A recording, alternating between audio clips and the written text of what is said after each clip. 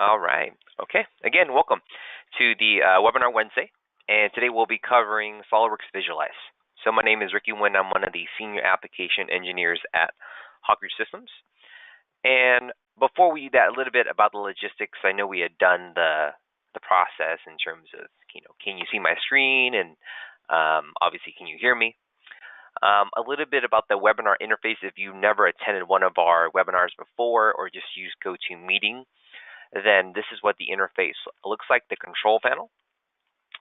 You'll see a spot for questions, so you can go ahead and shoot me questions during, at the end. There's also a chat box as well. I'll probably be looking more towards the questions. The chat allows me to kind of send out a message to everyone at the mass. And obviously questions are more specific. It'll be sent to me. Okay. And audio mode as well. For those tuning in and maybe the sound might not be as clear, you can try toggling on and either using the telephone or the mic. Okay. So as you're probably aware, all attendees are automatically muted because we're aware that you're probably at work or at home or wherever it is that you're watching this from, that there'll probably be some background noise. So, just to kind of mitigate that, we just have people temporarily muted for now. Again, questions can be asked through the question panel. Mic and speaker options, we talked about that. And if one's not working, maybe one's not as loud, then you can go ahead and try the other option. Okay? And again, ping me if there's any questions. Right? So there's that second question of, can you see my screen? It was probably more towards the visibility. Can you see the presenter's whole screen? On the bottom, there'll be the ability to resize the webinar. You can set it to be the full screen option or scale to fit. As long as you can pretty much see the entire PowerPoint, you're good. All right.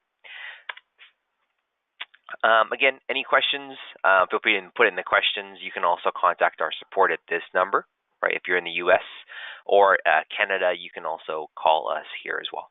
Okay. And if you are with us for support, feel free to contact us here at hawkridgesys.com/support. All right. So logistics out of the way. Let's go ahead and jump right into probably what you're here for is to learn more about SOLIDWORKS Visualize.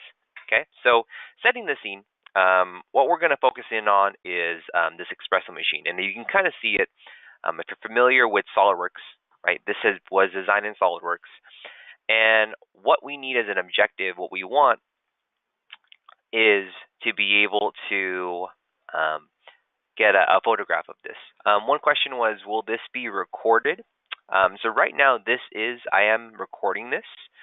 Then it should be sent over to marketing at the end of it, and then they process it, and then it should be published from where. Yeah. Okay, back to it. So our objective here is we have this SOLIDWORKS model, and you imagine that instead of waiting for it to be, built, all the parts to be created, then it to physically be assembled together, and then have a photograph of it. What SOLIDWORKS Visualize allows us to do is capture the images of our design work. So the tagline, it's a camera for your CAD data, right? So looking at what my roadmap. Right, you'll see here I'm going from this SOLIDWORKS model assembly going into these realistic high render images. Okay, you can see here how my focus is drawn towards the strip tray, and I'll show you how to do that. Right, focusing on different aspects of our espresso machine. So overview of what today we're going to cover is the product visualization roadmap. What we're going to look at is we're going to get our product camera ready. Then we're going to incorporate lights, cameras into our scenes, into our cameras as well, and showing you how to set those. Then we're going to make the products come to life. We're going to output those images, and you're also going to see different variations of it with configurations. You'll then see how we can do animations, right, with Visualize Pro. And then we'll take a look at how we can do some of the other outputs, like a panoramic and an interactive image. Then we'll get the results. We'll send them to our queue, and I'll review that, because we pretty much do that intermittently throughout the demo. And see how that will save you a lot of time because, as you can tell, the renders will take quite a bit of time, but instead of having you to wait for, step by step, it can all be done and offloaded at the end. All right. So first thing is prepping the models. We're going to look at preparing the models. We're going to adjust our materials and then catalog any versions or variations of our expression machine that we want to create. Okay, so jumping right into SOLIDWORKS Visualize. You can see it here. We have our Espresso machine, our SOLIDWORKS model brought in to our assembly. On the right-hand side, we're going to be obviously working with the our graphics area here. It's going to update real time for us. Our models, the model tree is going to be imported from SOLIDWORKS. So if you're familiar on that end, it's going to look the same for you, right? So there's not a lot of kind of guesswork on what things are and what they represent, right? We have the ability to, while we're in here, and just to really make things life easier for us, we can decide, things are sorted out by, components, but say I want to group them into certain components, right? I can select individual screws, for example, and say that wasn't part of their own parts or anything like that. I can go ahead and create new groups. Right here, as you can see, we've already created a group. I can also assign these as multiple parts. So I can assign that as a single part, and by doing that, I'm pretty much just saying that the panel is going to be the same color on both sides, right? Of course, if you don't want them to be the same color, you wouldn't want to merge them here. But selecting those, it creates it as now a specific as a part group. So every time I select it, right, you can see it selects it on both sides. Okay, let me go ahead and turn this one off. And then at this point, say we want to, dive into our appearances. You'll see here that this is the satin finish is what we basically apply to this. Okay, let me turn these ones off. Yep. And adjusting our color, it's going to, again, going to be real time. So as I comb through and adjust the hues, you can see how it updates, right? Modifying our saturation color, right? And our values, and of course you can type in values here, which you'll take a look at. Popping into our original, right? I'm going to go ahead and make sure my satin finish is applied. Adjusting the roughness, right? We'll talk about some of the textures and things like that. But you imagine if I want to go full roughness, say for example, I don't want it to be any reflectivity at all in my part, right? I can make that extremely coarse, or I can jump in and go on the opposite end where I can make this extremely shiny. So giving it more of a reflective, right, where I can see those pods, for example, the coffee pods. So I can set the roughness. Another side thing too is navigation. If you're familiar with SOLIDWORKS, and again, you don't have to know SOLIDWORKS to do this, but middle mouse button, rotation, right, panning left and right. So it's all familiar. So it's not a whole new interface that you pretty much have to relearn. So we have our appearances here, but it's not limited to just what you see here, right? So if I go to my libraries, we have our local, and then we have our cloud library, okay? And just looking at my local library, I'm going to go ahead and pop into my appearances here, categorized out based off of, obviously, the sections and the folders that we're looking for. But maybe I want to focus in on just this top portion here, right? I have my plastic, and maybe I'm looking more for like an ultra gloss finish. And it's as simple as dragging and dropping onto my part, right, that I want to focus in on. Maybe ultra gloss isn't great. Maybe I'm looking more for a molded. So I can literally drag and drop that onto there. Okay. Now, taking a look at my appearance, right, it adopts whatever it sees into there. We have the ability to adjust our texture with our bump strength. Okay. Also with our texture mapping. So I'm seeing more of a kind of a molded look, right? Texture, I can increase the bump strength, right? Again, you can input values here if you know the exact value that you're looking for. So in this case, say you probably want the bump strength to be about 0.5. Okay, so it peers up there a little bit, gives it a little bit of texture. Okay, And then you can also obviously adjust the roughness as well.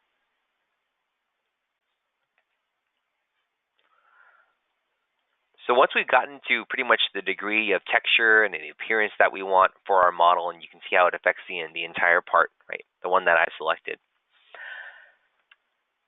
And I want that propagated through all my versions. So at this point, say, in SolidWorks, instead of spending time there and creating display states and things like that, I wanted to create different versions of this espresso machine, just to give it some variation and being able to present this in different models, different colors, right? So I can do that by quickly outputting what we call configurations and just different variations of this.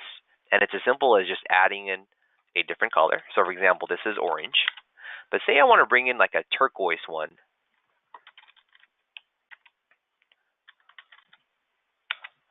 I think that's how you spell turquoise, right? And then charcoal. Okay. So with those, how we would select the configurations, you just pull the drop-down menu. You have orange, we got turquoise here, and then charcoal. Obviously, right now it's all showing the same color. But what I'm looking for my turquoise is as simple as I have my satin finish. I'm going to create a new color, right? New appearance, and pop into my color, and I can adjust my hues again to the correct amount. So say, for example, getting it to the correct amount I want. I probably know that the hue is about 180. Saturation level is about 90. And then here my value is going to be more towards this end here, right? And you can kind of see the new color. You can also click on original, take you back to what it was before, right? So say we got that done. How I would then apply this is I just left click, then drag and drop it in, right? Again, because the parts are merged, it's doing in both panels. I want to make sure that this configuration, this appearance is in this configuration. So it's specific to this one. It's not affecting all my other ones. I can check my orange one and see that's still orange. That's good. And my charcoal, right? Same process. Grab that color, copy and paste it, just doing a Control C and a Control V. And adjusting the color, maybe the hue of this one's pretty high, maybe like on the 240 scale. Saturation's low, and then values around 40. Okay, and we're really getting not too dark a color, but maybe like more of a charcoal color, right? Borderline black. And again, left click, drag and drop it in just to make sure that's applied, and then setting that appearance in our configuration. So you can kind of see in a couple minutes, right? We created different variations of this where we have orange, right, our turquoise, and then our charcoal. So at this point, say we're done, and I want to render this out. I'm going to go into my output tools, which is right here. And the output, the availability, this is where you would then set, for example, what you want to do. So if I just do render, it's going to be the active render. But what I'm looking for is the ability to say all my configurations. So in Pro, I can specify, I can do multiple configurations, but then also render them all out at the same time, right? So I can set all my configurations. It saves us time and not having to go, wait for one to be done and then do the other one subsequently, right? I can select my resolution that I want it to be set to, right? My render settings, obviously, this is going to affect your time and how long they render out, right? And then obviously the quality. And then afterwards, I have the send to queue option. If I uncheck it, what it'll do is start the render, right? But that means I can't kind of use Visualize in the meantime if I just do it this way. If I click on the send to queue, it's sending it literally to a queue, and it's inline here, as you can kind of see, and I actually have other ones that I've done already. I'll go ahead and clear out some of them here.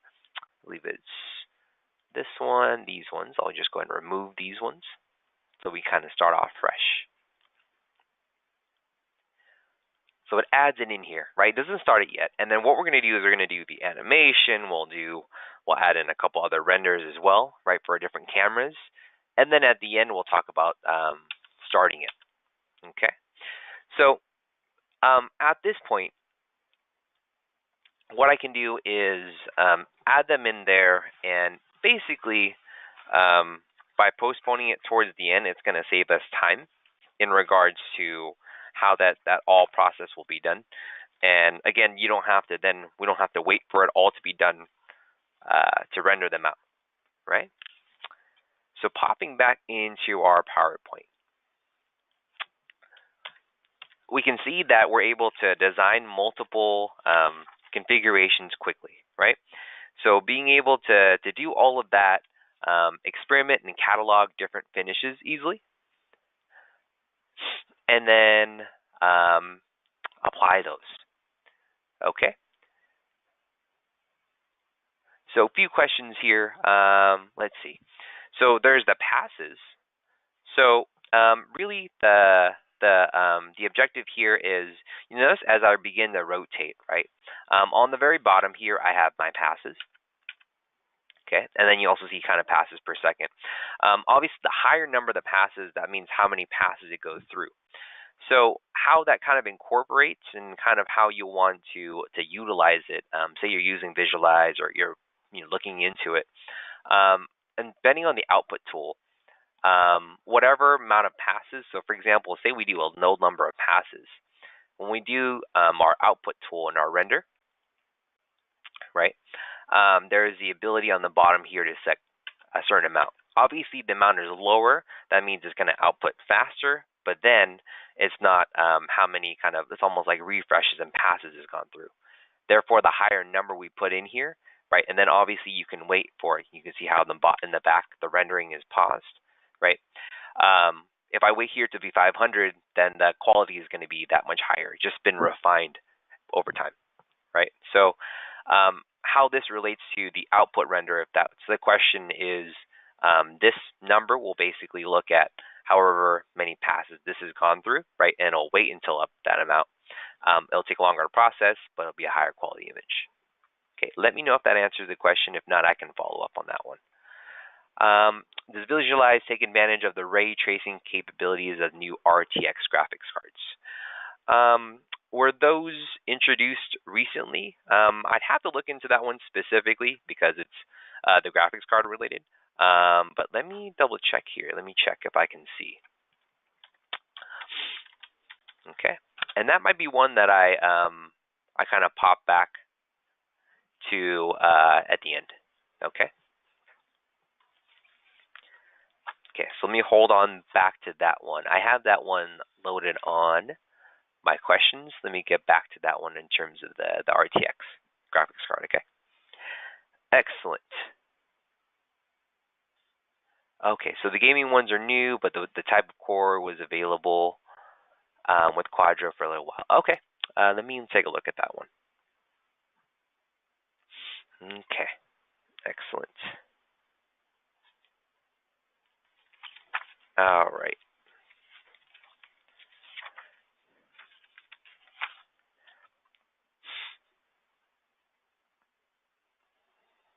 Okay, so moving on.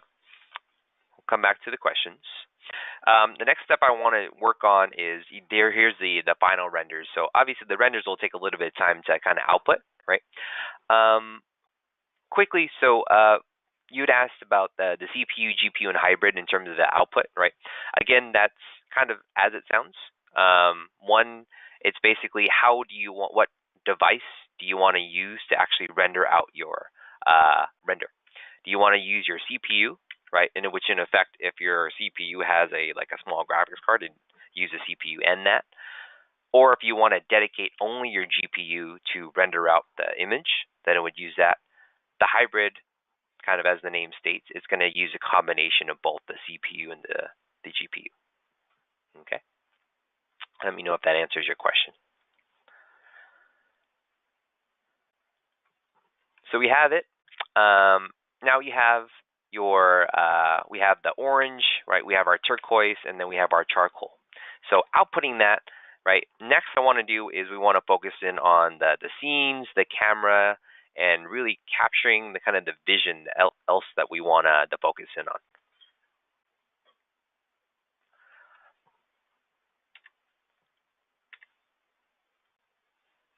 So starting off with our charcoal here, right? I'm going to literally go from left to right. So far we talked about the models, the appearances, then into our scenes, right? So these HDRI environments, right? And these You can download online. Obviously, these ones have already been included, and I'll show you a little bit more where you can find them, but you can download them online as well.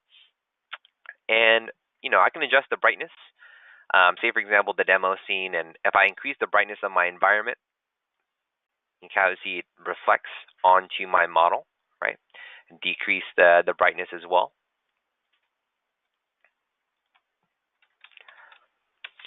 And then now popping into the library, right? Same place where I found the appearances.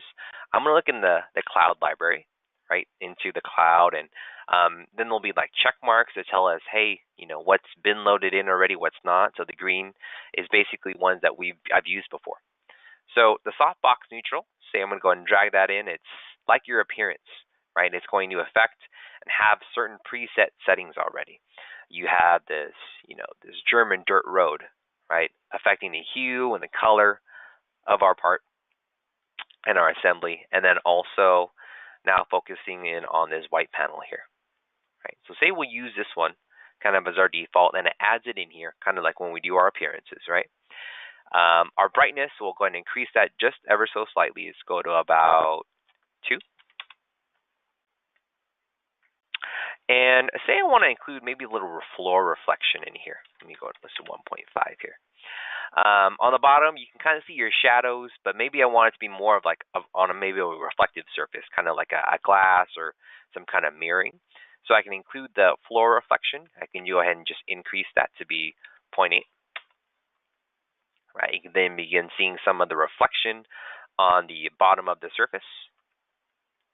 And then now it's getting into the post-processing. So the post-processing allows us to, instead of having to really output these images and then bring them into something else, we kind of do it all inside of Visualize, right? So going into our cameras here, like focusing on specifically my camera, I begin taking a look at the post-processing options and enabling that. From here, some of the things that we'll talk about is, or we'll do is apply a vignette. So pretty much decreasing clarity towards the edges. So really allowing whoever you're outputting this to, so they can kind of focus in on, hey, I want to look specifically at the espresso machine. We can begin to darken areas in the image. So I can go ahead and increase this for certain areas. It's almost making my darks darker, if you will. At the same time, I can also increase any kind of light exposure for areas where I want to increase the light. So you can kind of see sometimes you got to rotate it just to increase that exposure. And imagine that different orientations, right? I want to be able to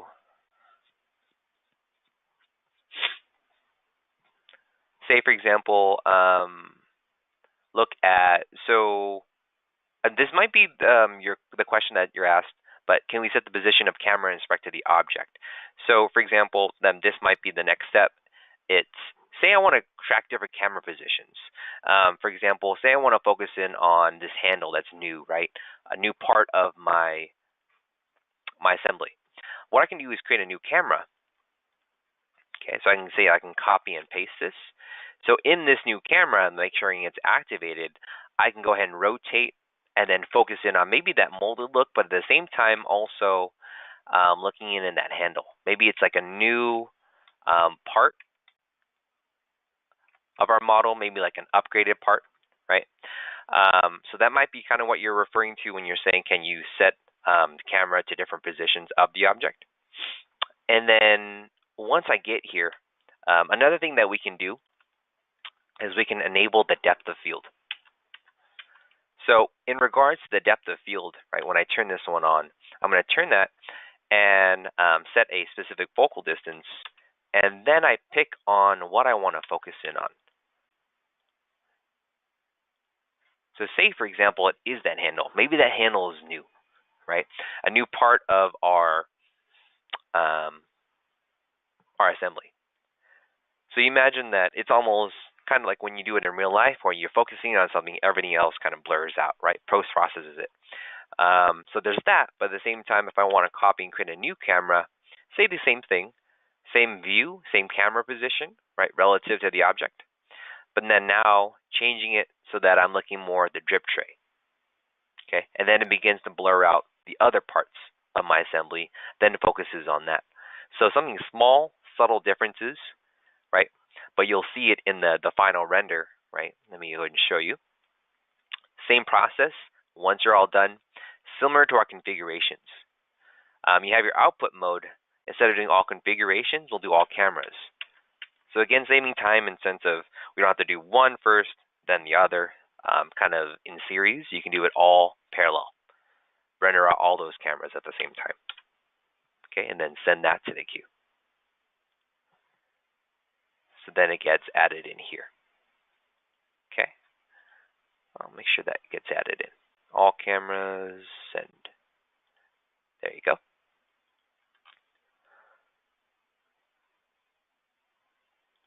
Okay, so what we can see is we can add in multiple cameras, right, to control different positions and different variations of our model.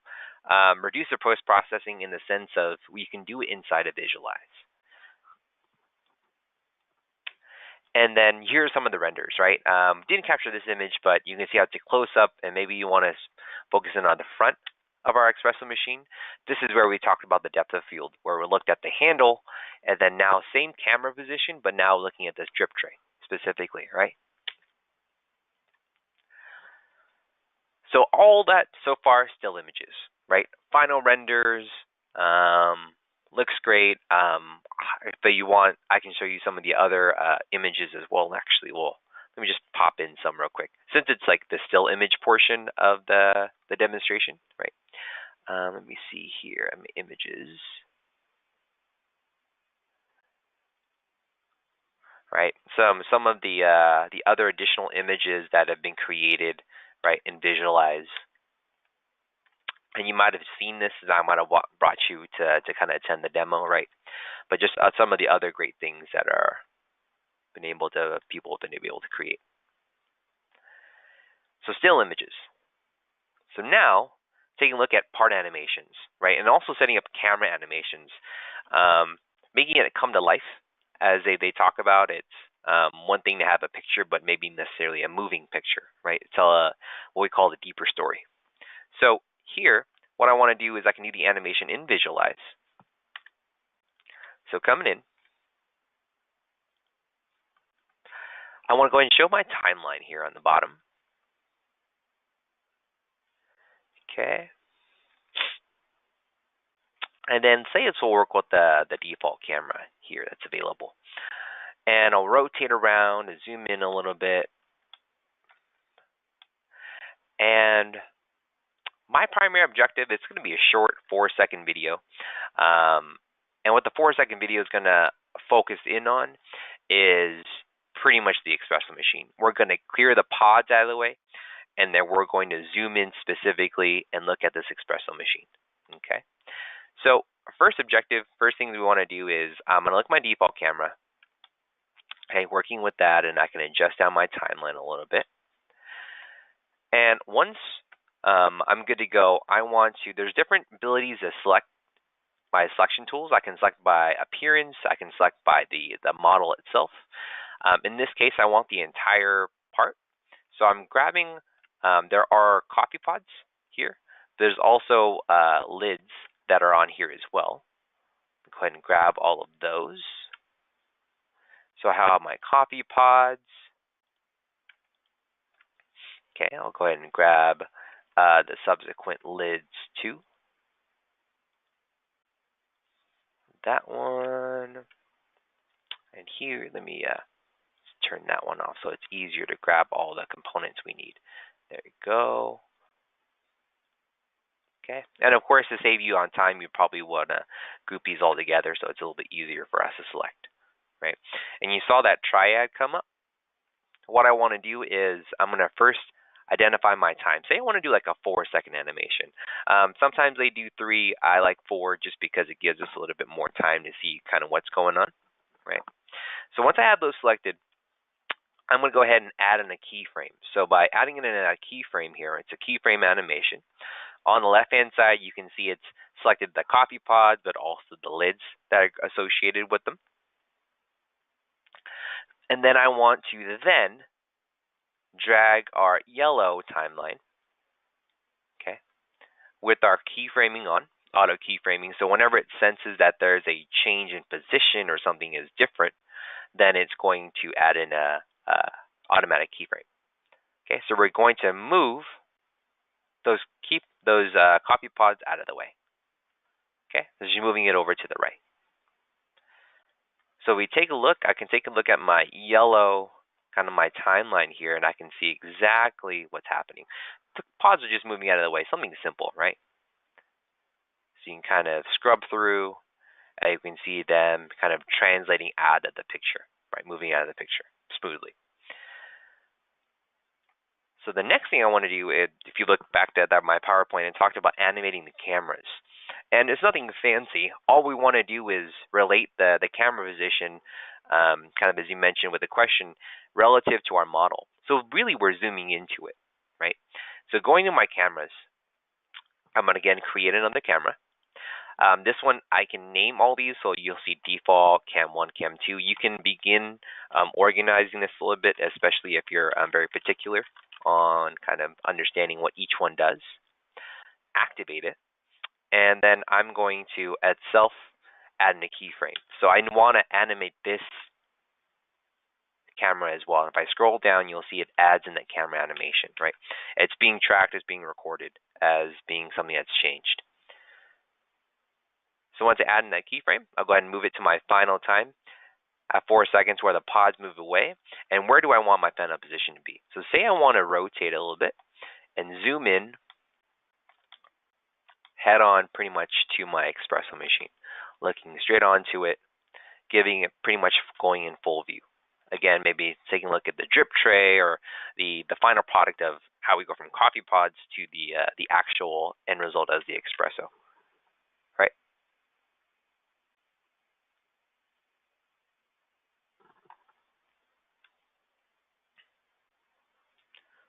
Okay.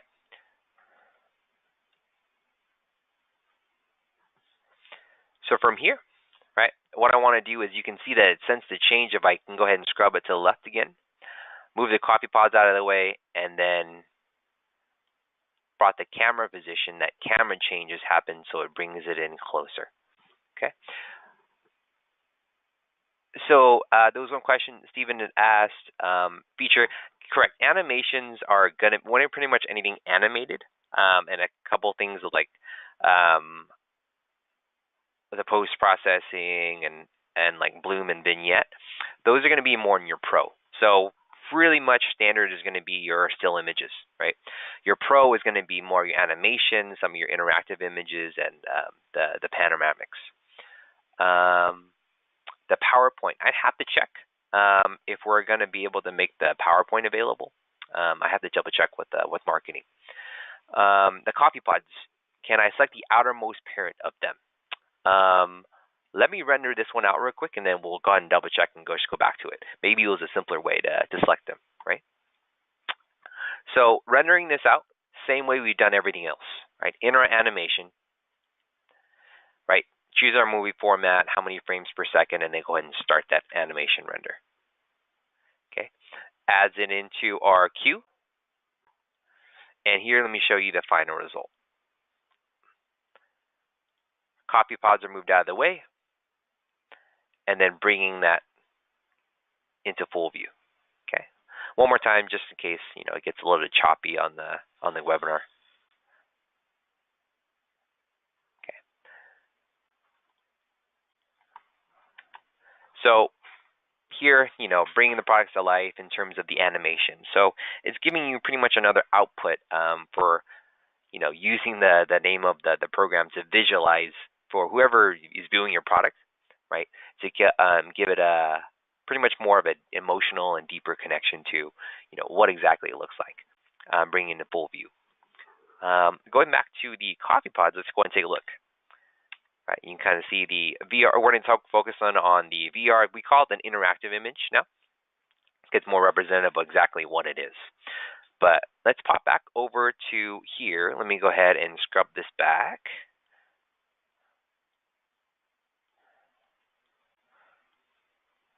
Move this one all over. Let me turn off my timeline. I don't need to see it right now. And we'll activate our default camera. My models and my appearances, let's see if the pods. The pods, I had my lid. If I do my model, oh, this is by group.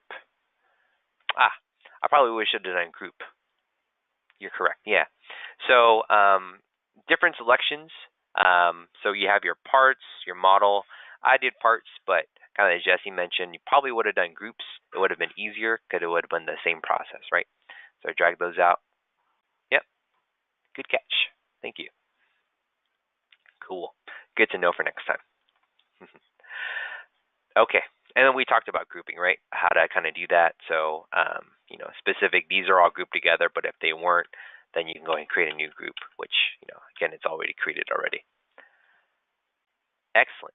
So, looking into our interactive image, right? Have you ever been to a website where it's hard to maybe visualize something, maybe like besides the images and maybe the video, it's not giving you the correct view you want? You want to be able to like rotate the product and you were looking to buy, what we can do is you can output that and visualize. So the setup, it all comes into the setup. So I'm looking at my default camera here, right? Don't need to rotate anything. And the main thing is I got to make sure that we're not going to pretty much take into account the cord so much and really the copy pods. So we just want to focus on the espresso machine. Of course, you can if you want to. We can change this like to my orange to say we want to show the orange color. So as we're rotating around, we want to make sure that the render window that I'm outputting this to be, making sure that nothing is clipped off. Like for example, if it was like this and I rotate it around, that's pretty much how the interactive image will look like, right? So I just got to make sure I zoom out or position this evenly in the middle, in the center, so that when I rotate around, I can see everything that I want the person to be able to see, right? And then from this point, what I can do is pop into my render tool.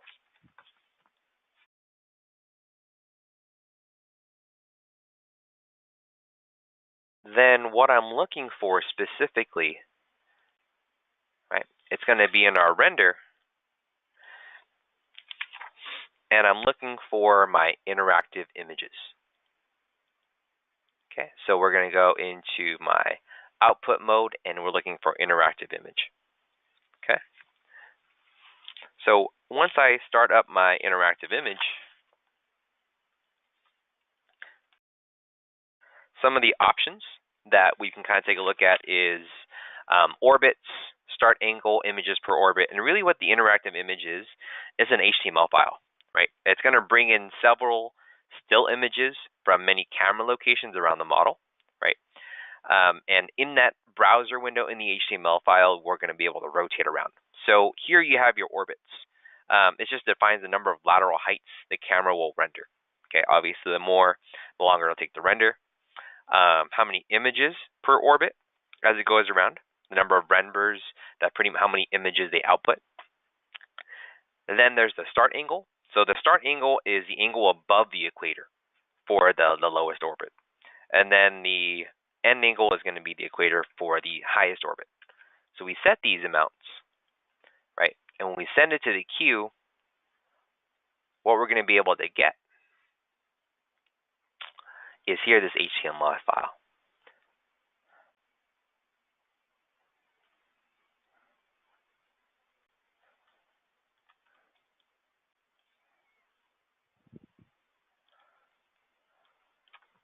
Okay.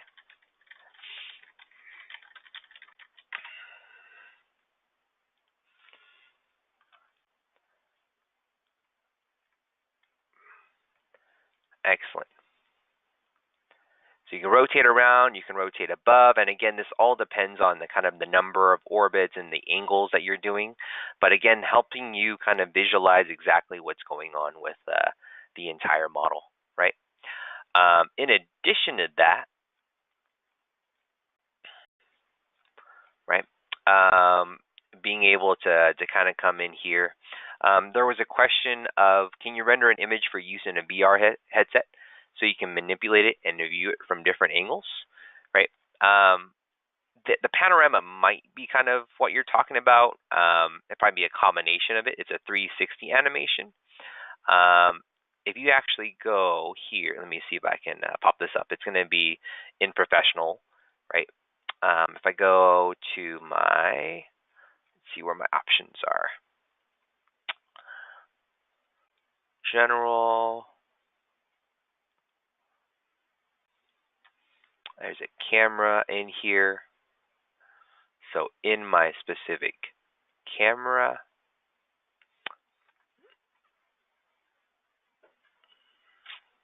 I believe there's also a 360 option. Okay. So with that 360 option, I won't have the ability to show it here, but if you actually look on our it's on the SolidWorks blogs website. Here it talks about creating virtual reality content, right? And it kind of goes through that process for 2018 of setting up that 360 and kind of along the lines of what you're kind of describing. And I can send this to you, this blog. And I believe it's having that head SCAD full screen availability, and then kind of imagining that you're there, right? Because everything's kind of going along that route. So let me go ahead and just send this over to you, and then let me know if you have any questions. I can send it to everybody too. I'll just go to send all. Okay. Let me know if you have any questions with that one. In addition, we also have, so this is more designed for this panoramic, right, is another output that we can create as well.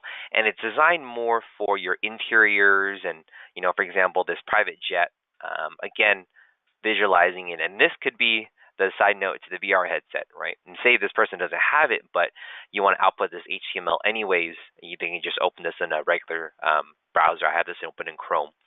And they can see exactly, around inside, and again, almost putting themselves in there, giving you a little bit more interactivity than maybe just still images. Maybe this is one image, this is one, and really that's what it's doing, right? It's taking all those images, stitching them all together, and giving us a panoramic view.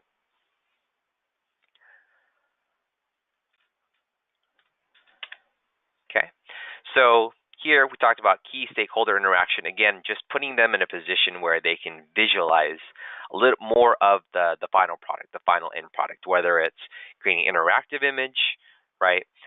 Doing a panoramic in that way.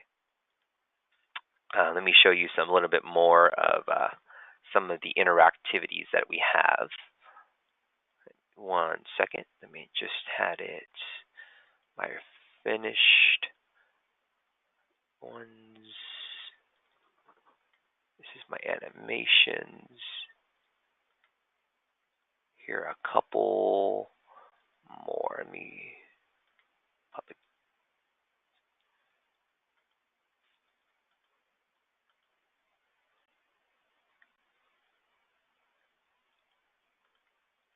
Oh, I can show it at the end. Let's see, publications.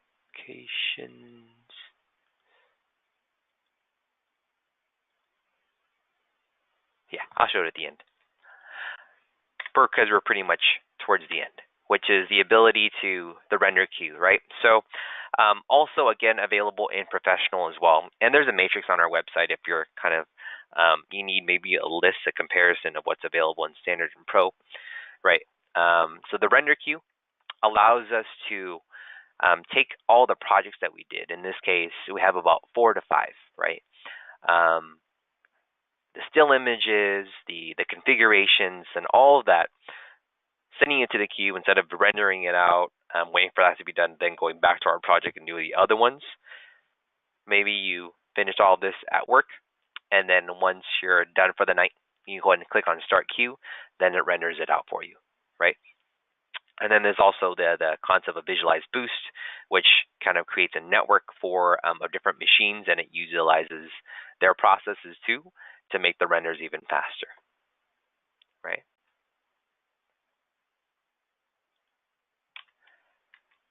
So outputs all of these. Okay, so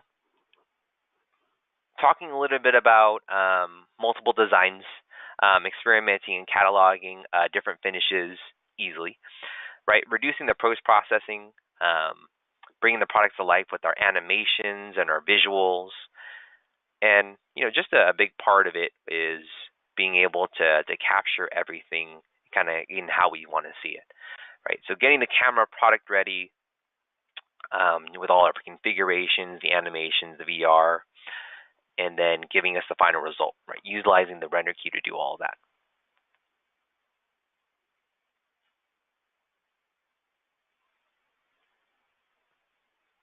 Okay, so decals. There was a question about decals. So you can apply decals at the obviously at the SolidWorks level as well, but doing it on again your SolidWorks your visualized model, right? You pretty much have to, when you're applying your decals. Let me show you where that is.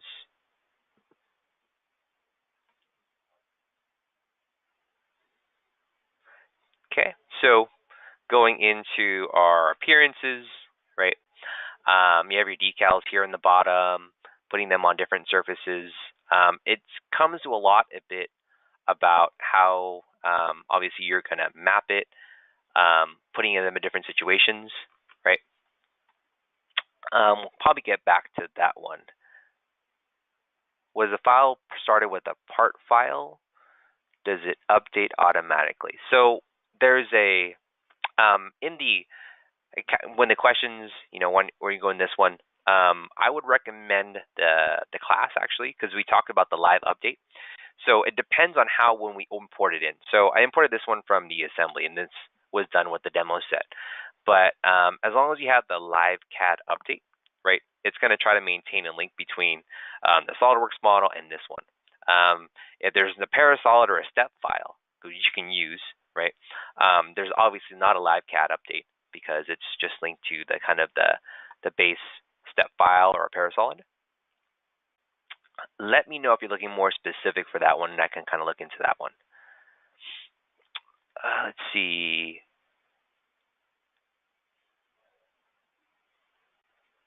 Okay, so what types of GPUs are best for rendering, AMD or NVIDIA? We've had more success with NVIDIA, not to say that AMD can't. Are you looking more specifically towards, like you said, the CUDA cores are the most important metric? You know what? Let me do this. Before the questions will come in, and they will come in, let me finish this one, and then I'll pop in the questions, and those that, the questions aren't relevant or you need to go, then you can do so, but then I'll stick around for questions. Let me do that one first. Okay, so kind of in summary, we talked about the ability to pop out their high render images, right? Something that everyone's very interested in, doing that quickly, doing it with the queue, and then also creating those interactive images, the animations, the panoramic, and the VRs to, again, help someone really understand pretty much what's involved and what goes into the product. Again, without, instead of us having to wait for everything to be put together, right? All the parts to be created and assembled together, and then taking photographs or going from there, you can go ahead and just go straight from your SolidWorks model to visualize. So, other webinar Wednesday, it's not related to SolidWorks Visualize, but it is a great topic. So going from data sheets to results, thermal analysis with SolidWorks flow simulation, the electronics cooling module, if that's something you're interested in or someone that is, August 29th, which is basically next week. Same time, we'll be covering that. Okay. This is, if you want to screenshot this or you can take a picture of this, basically, if you're interested, there were some questions about, hey, I have standard, I want to go to pro, or I don't have it at all. And standard is included with your pro and premium, right? But, more going into pro, right? If you wanted to reach out to them, then here's your number, or obviously if you know them, right, specifically, you can go ahead and do that. Okay, so here is, let's go ahead and address some of the questions, and also if there's any other questions that have come up in the meantime. Okay, so GPUs, so what type of GPUs are best for rendering, AMD and NVIDIA, right? Let's see here.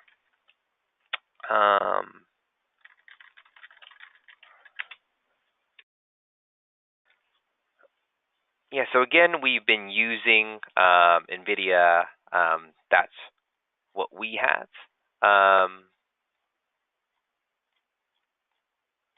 Let me see if I can find the documentation for you on that one. Give me 1 second, and then we can kind of follow up and make sure, if there's necessarily like an official hardware guide. I know we use NVIDIA and the Quadro cards, but getting more specifically, there's like more of an in-depth guide because it has to be so heavily GPU based.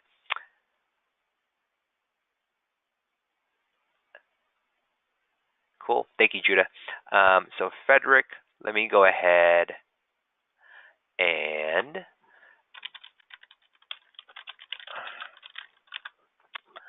it's possible. Yeah, you can go ahead and respond to that question. It's just your email, Alexander. So the RTX cards, I think along the same lines as the CUDA cores. Let me see, since they are new from NVIDIA, Alexander, if you can send me your email, you can just respond back to it. I can see if I can kind of check in with our product manager and see if he's had any luck with it, if he's used it a bit more, right?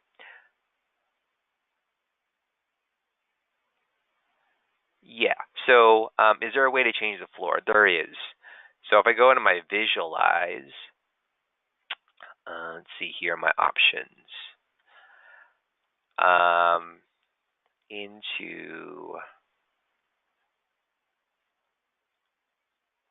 Let's see, it might be under a different option. But basically, yes. So let me show you just kind of real quick here. So obviously we have a kind of an X and Y and Z. Let me turn that off, right? But if you wanted to kind of have it rotated so that this was on the bottom, basically what we would do is we would modify the X, Y, and rotate it, right? So here is tap to the floor, but if I want to rotate the entire part, right, I can rotate around. I can go between, let's say, like my Z, like you mentioned on the side, right? I have it stop to the floor. Let me go and move this one and translate this one up. Let's go position of my Y. Let's go 10. Oh, let's go -10. Right. I just want to move that up. Okay, and then you just basically translate that model up. So we'll translate it up, right? My entire part.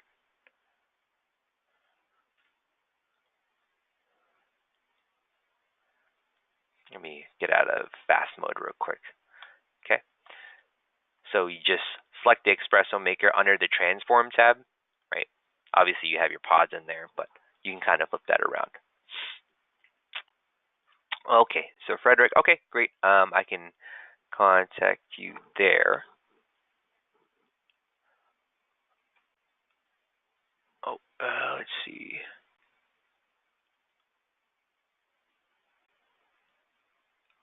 Yep. Correct. Yes. So when we open up let me pull that up maybe.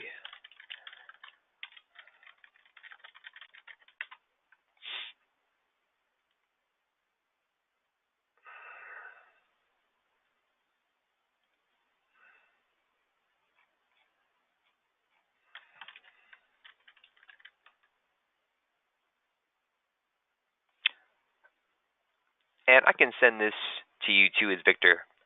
So visualize. So you can see here, visualizing is connected directly with SolidWorks. You can automate your models using the live CAD update.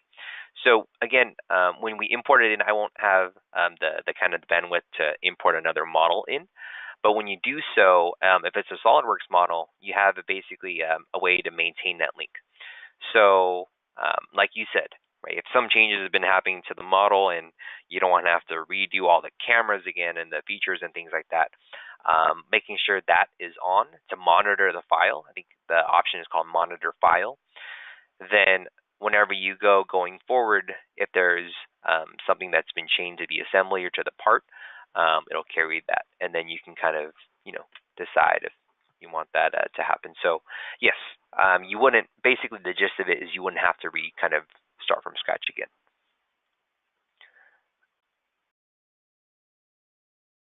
Okay, so going to the live update checkbox, it's when you import the model.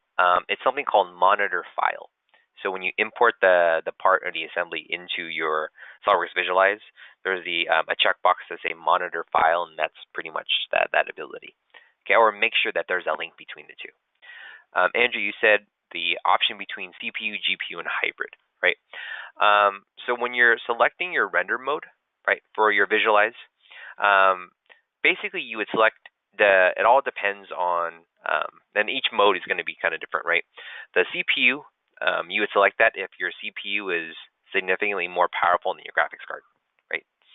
GPU, if you have a powerful video card, like for example, someone mentioned the NVIDIA CUDA enabled GPU, if it has more than like 1 gig of virtual RAM, for example, then that option would be good.